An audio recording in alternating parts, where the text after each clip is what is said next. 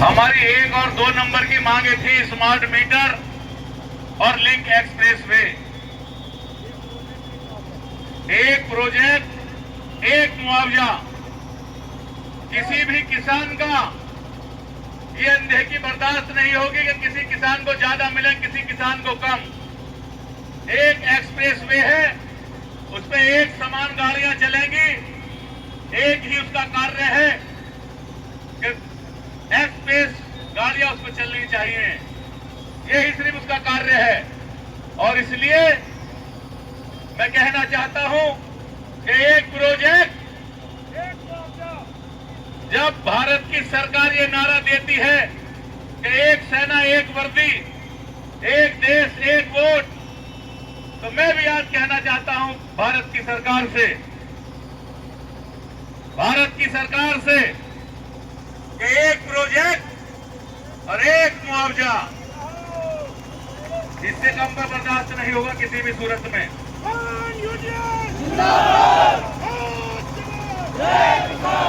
और किसानों का सर्किल रेट आपने बढ़ाया है।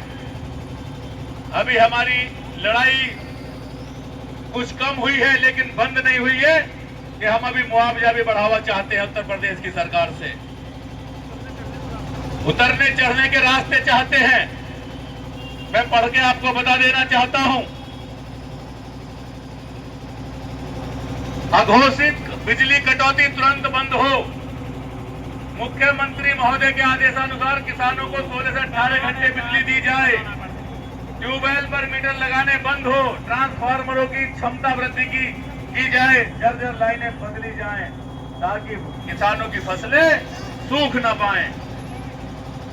नंबर 4, किसी भी प्रार्थना पत्र पर गलत आख्या लगाने वाले कर्मचारी व उसको संरक्षण देने वाले अधिकारी पर मुकदमे दर्ज किए जाएं।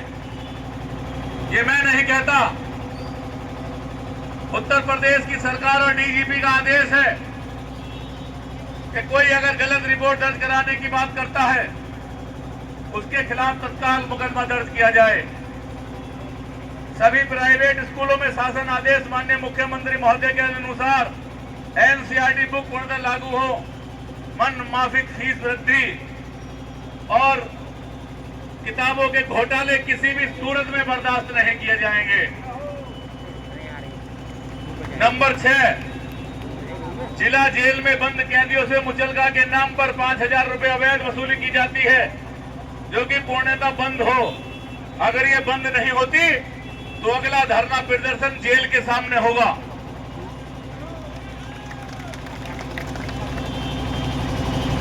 इस बार जेल का भ्रष्टाचार देखा जाएगा कितना बड़ा है और कितने बड़े भ्रष्टाचारी जेल में रहते हैं, वो भी कान खोलकर सुन लें। जनपद बुलंदशहर में पूरे उत्तर प्रदेश में तोल केंद्र पर गेहूं की खरीद हो। बिना फार्मर रजिस्ट्री, बिना रजिस्ट्रेशन भी किसानों के गेहूं खरीद लिए जाएं।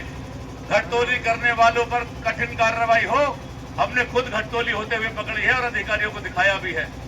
मंडियों में किसानों के बैठने की कोई सुविधा नहीं है, उनके जानवरों को पानी पिलाने की कोई सुविधा नहीं है।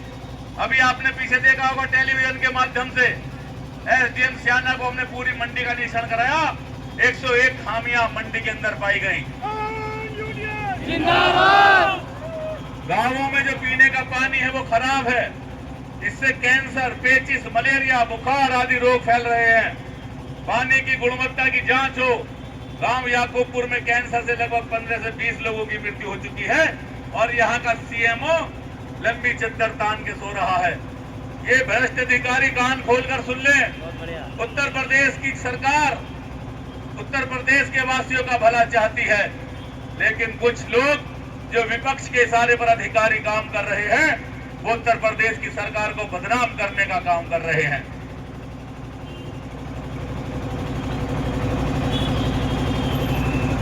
नंबर 2, राहवीर योजना तत्काल जनपद बुलंदशहर में लागू हो। इस संबंध में कई बार पूर्व में ज्ञापन किसान दिवस में जिला अधिकारी महोदय को लिखित में दे चुके हैं। इस योजना का उद्देश्य है कि समय पर इलाज मिलने से दुर्घटनाग्रस्त व्यक्ति की जान बचाई जाए। तत्काल इस पर कार्रवाई हो। गैस सिलेंडर पर लंबी लाइनें लगी हैं। एक मिनट पकड़ जरा इसे। गैस सिलेंडर का हाल बहुत ही खराब है। जिला अधिकारी को कई बार मिलकर हम बता चुके हैं कि कि गैस एजेंसियों के मालिक काला बाजारी कर रहे हैं और जितना धन वो 10 साल में नहीं कमा पाए, 2 महीने में उन्होंने इतना धन कमा लिया है। और मैं बुलंदशहर के शासन को ये अवगत कराना चाहता हूं, प्रशासन को, कि अगर जल्द इस पर कार्रवाई नहीं की गई, लोगों को गैस मुहैया नहीं कराई गई, तो जितना भी आज तक वृक्षारोपण आप और हम लोगों ने मिलकर किया है, प्रशासन के लोगों, ये किसान मजदूर उन सब पेड़ों को काटकर चूल्हे में जला लेगा, क्योंकि खाना बनाने के लिए कुछ ना कुछ चाहिए। भारत की सरकार, प्रदेश की सरकार का जो कार्यक्रम था वृक्षारोपण, ये गैस माफिया उस वृक्षारोपण को भी खराब करने का काम करेंगे। इसलिए मैं प्रशासन से कहना चाहता हूं कि गैस को तत्काल, गैस मालिकों पर, जो एजेंसी के मालिक हैं, इन पर कड़ी कार्रवाई की जाए।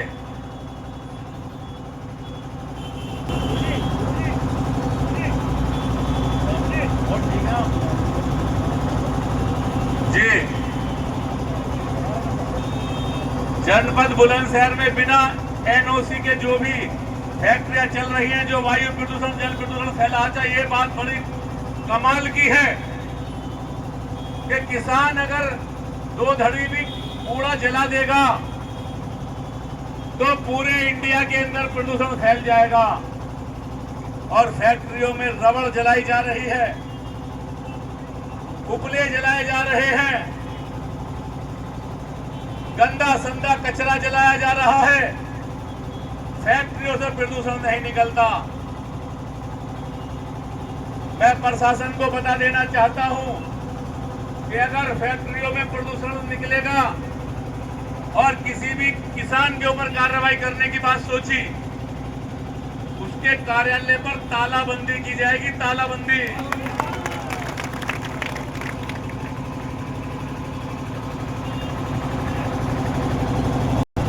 जनपद बुलंदशहर में बड़े पैमाने पर खनन का कार्य चल रहा है।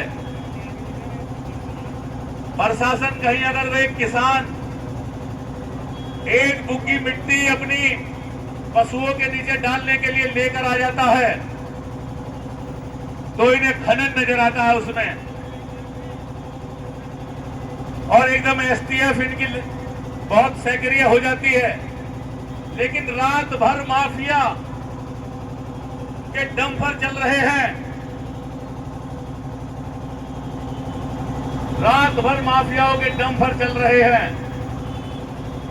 इन्हें वो नजर नहीं आते। मैं अपने किसानों से कहना चाहता हूं कि जहां भी माफियाओं के डंपर दिखें, उसकी तत्काल सूचना हमें दें। अगर प्रशासन उन्हें नहीं रोकेगा तो भारतीय किसान यूनियन उन्हें रोकने का काम करेगी। साथियों,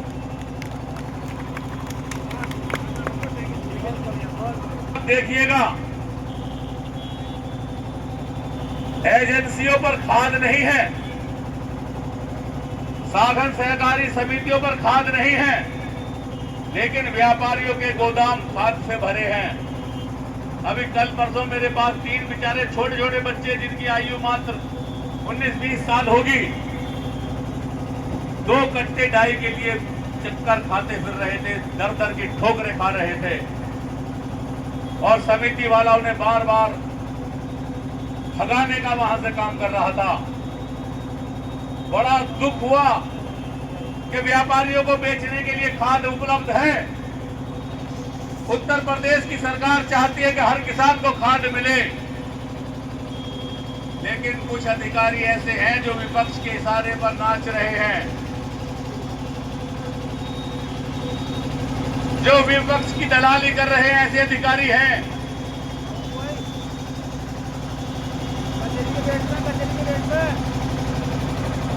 ऐसे अधिकारियों को चिन्हित करके जो सरकार को बदनाम करने का काम कर रहे हैं, उनके खिलाफ सख्त कार्रवाई की जाए। मैं उत्तर प्रदेश के मुख्यमंत्री से मांग करता हूं कि ऐसे लोगों को देखें जो सरकार की नीतियों के विरुद्ध काम कर रहे हैं।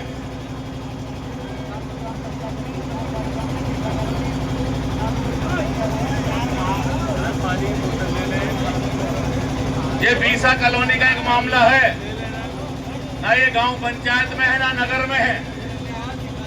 वहां के लोग की स्थिति इतनी खराब है कि वहां ना नालियां हैं, ना खड़ंजे हैं, ना कुछ है, गंदगी के अंबार है वहां। डीएम साहब से निवेदन है कि तत्काल उस पर संज्ञान लेकर कार्रवाई करें, नगर पालिका को उसको आदेश करें। हमारे बीच में एडीएम साहब हैं, तो मैं चाहूंगा कि आप ज्ञापन देने की कार्रवाई। बेटा इस मिनट बैठ जाए। क्योंकि गर्मी बहुत तेज है और किसान के पास इस टाइम समय भी नहीं है।